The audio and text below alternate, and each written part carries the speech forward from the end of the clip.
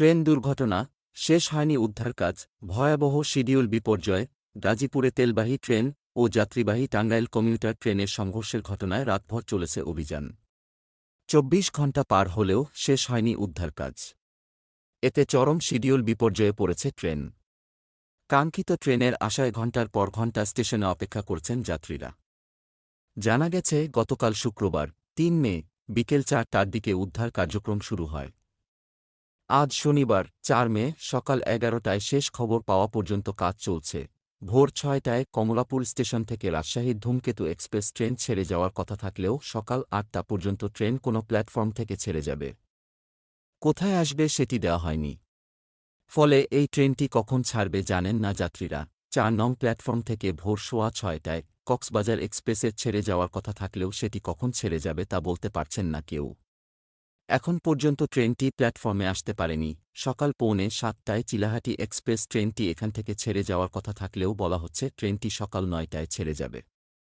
কিন্তু ৮টা পর্যন্ত ট্রেন কোনো প্ল্যাটফর্ম থেকে ছেড়ে যাবে, কোথায় আসবে সেটিই দেওয়া হয়নি। জানা গেছে, ট্রেনটি এখনও ঢাকায় আসতে পারেনি। সকাল সোয়া ৭টায় কিশোরগঞ্জ এক্সপ্রেসের ছেড়ে যাওয়ার কথা থাকলেও সেটির প্ল্যাটফর্ম জানানো হয়নি। যদিও স্টেশন কর্তৃপক্ষ বলেছিল ট্রেনটি সকাল ৮:৩০টায় কমলাপুর ছাড়বে। এমন অবস্থায় শঙ্কা দেখা দিয়েছে, আজ সারাদিন উত্তরবঙ্গের উদ্দেশ্যে ছেড়ে যাওয়া সব ট্রেনেরই ভয়াবহ শিডিউল বিপর্যয় হবে।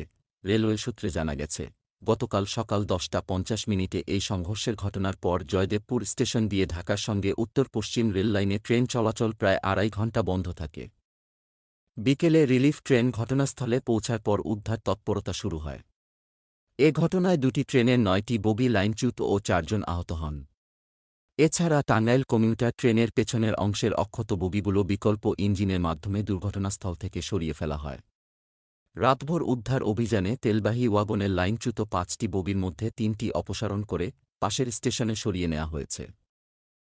যদিও উদ্ধার কাজ প্রায় শেষের পথে বলে জানিয়েছেন জয়দেবপুর রেলওয়ে জংশনের প্রধান স্টেশন মাস্টার হানিফ আলী। তিনি জানান, কয়েক ঘণ্টার মধ্যেই উদ্ধার কাজ শেষ করে পুরোদমে চালু হবে ঢাকা জয়দেবপুর রেল রুট।